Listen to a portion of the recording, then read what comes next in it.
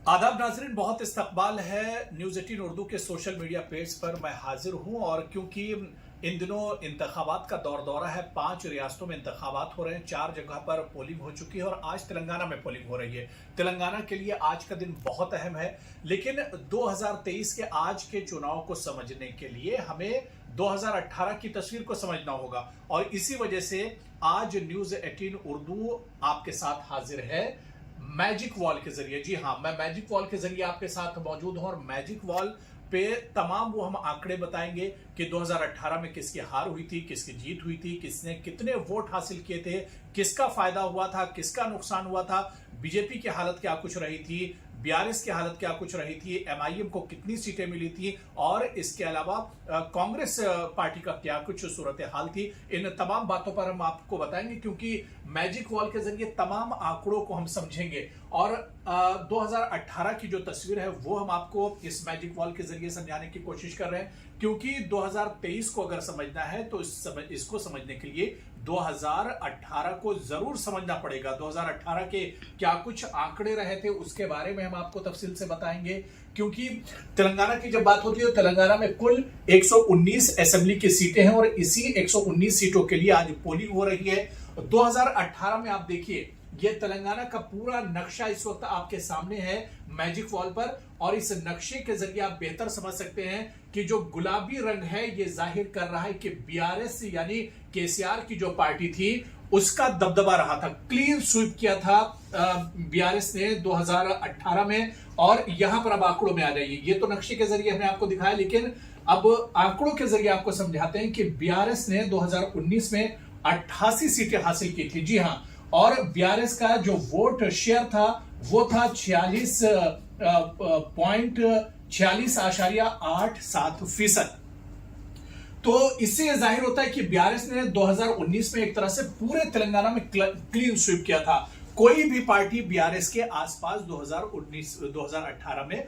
नहीं थी। तो 119 सीटों में से 88 सीटें अकेली केसीआर की बीआरएस ने जीती थी और एक तरह से पूरे तेलंगाना में क्लीन स्वीप किया था।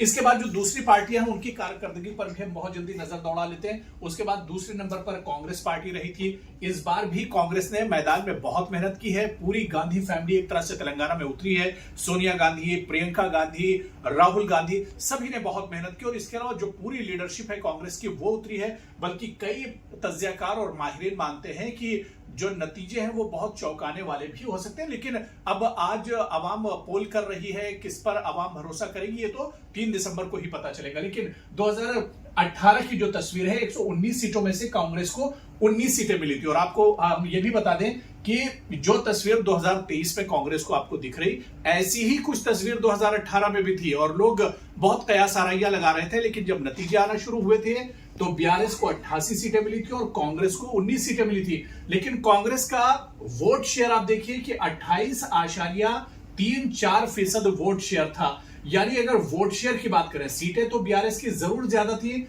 लेकिन कांग्रेस का वोट शेयर बहुत ज्यादा कमी नहीं थी।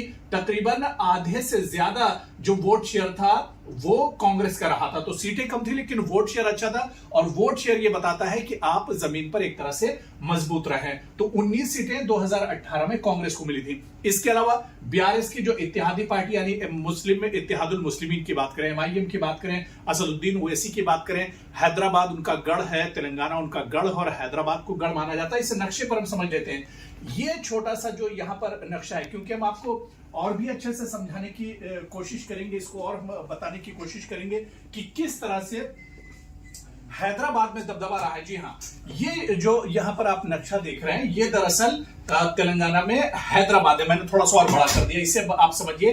तो हैदराबाद की जो सीटें हैं, इन सीटों में से 7 सीटें एमआईएम जीतकर आई थी 2018 में। इस बार एमआईएम का क्या कुछ होगा, क्योंकि ये रिवायती सीटें एमआईएम की मानी जाती हैं। यानी ये जो पूरा गढ़ है ये हैदराबाद और हैदराबाद की इन सीटों पर एक तरह से ओवैसी का, एमआईएम का दबदबा हमेशा से माना गया है। और इस बार भी माना जा रहा है कि इनकी सीटें जो पुरानी थी वो सीटें शायद रिटेन रहे, वो सीटें एक तरह से बाकी रहे। लेकिन अब अवाम क्या कुछ करते हैं ये तो 3 तारीख को ही पता चलेगा। और इसके अलावा बहुत अहम बीजेपी की अब हम बात करते हैं। जी हां, बीजेपी की अगर हम बात करें तो बीजेपी एक सीट जीत कर आई थी, एक एक करके भी मैं आपको समझा देता हूं। एक सीट जीत कर आई थी 2018 में और उसका वोट शेयर 7% तकरीबन 7% उसका वोट शेयर था। लेकिन सिर्फ एक सीट, 119 सीटों में से सिर्फ एक सीट बीजेपी के खाते में गई थी 2018 की अगर बात करें। हालांकि इस बार बीजेपी ने भी जमीन पर बहुत मेहनत की है। वजीर आजम नरेंद्र मोदी से लेकर अमित शाह, जितने बड़े लीडर थे, जितनी लीडरशिप थी, जो बड़े लीडरान थे, जो मिनिस्टर थे केंद्र में, सभी एक तरह से पहुंचे जमीन पर। उन्होंने जमकर मेहनत की है। अमित शाह ने तो यहां तक कहा है कि अगर हम इक्तदार में आते हैं तो तेलंगाना की तस्वीर पूरे हद तक बदल देंगे। लेकिन जो पार्टी पिछले बार, हालांकि लोकसभा में बीजेपी की जो कारकर्दगी थी वो अच्छी रही थी, लेकिन असेंबली में बीजेपी की कारकर्दगी बहुत मायूसकुन रही थी। अब इस बार क्या होता है, क्या इस बार बीजेपी को सीटें बढ़ा पाती है, वोट शेयर बीजेपी का बढ़ेगा, ये देखना भी बहुत अहम होगा। लेकिन अगर हम एमआईएम की बात करते हैं तो हम आपको देखिए तफसील से बता रहे हैं। 7 सीटें एमआईएम जीत कर आई थी 119 में से, और एमआईएम का जो वोट शेयर था वो 2.71% था। तो एमआईएम का क्योंकि 7 सीटें और सिर्फ हैदराबाद के इसी हिस्से में एमआईएम का एक तरह से दबदबा है, इस वजह से उसका वोट शेयर सिर्फ 2.71% एमआईएम का रहा था। और इसी तरह से बीआरएस की अगर हम बात करें, क्या बीआरएस एक बार फिर से यही जादुई आंकड़ा ला पाती है, इसी के आसपास बीआरएस रहेगी, यह देखना भी बहुत अहम होगा। क्योंकि बीआरएस का जब हम तस्करा करते हैं, अब आप देखिए इस नक्शे को, अब हम आपको समझाने की कोशिश कर रहे हैं कि पूरा जो ये नक्शा है पूरा गुलाबी हो रहा है। जी हाँ, ये कलर क्योंकि केसीआर से जुड़ा हुआ है, ये पूरा कलर टीआरएस से और बीआरएस से जुड़ा हुआ है। तो ऐसे में पूरे तेलंगाना में एक तरह से क्लीन स्वीप किया था बीआरएस ने 2018 में। क्या यही तस्वीर होगी? क्योंकि डेवलपमेंट के नाम पर काफी कुछ काम किया है। हालांकि अपोजिशन राहुल गांधी, अमित शाह, मोदी, सबने एक तरह से केसीआर को वहां पर टारगेट करने की कोशिश की है। लेकिन क्या केसीआर का जो जादू है वो एक तरह से फिर से तेलंगाना में चलेगा, ये देखना भी बहुत अहम हो जाएगा। तो 2023 के आज पोलिंग हो रही है, आज 2023 में किसकी सरकार बनेगी ये देखना तो बहुत अहम होगा। लेकिन 2018 की जो पूरी तस्वीर है वो भी हमने आपको बहुत कायदे से समझाने की कोशिश की है, ताकि आप ये समझ सकें कि 2018 में सियासी सूरत हाल क्या कुछ रही थी,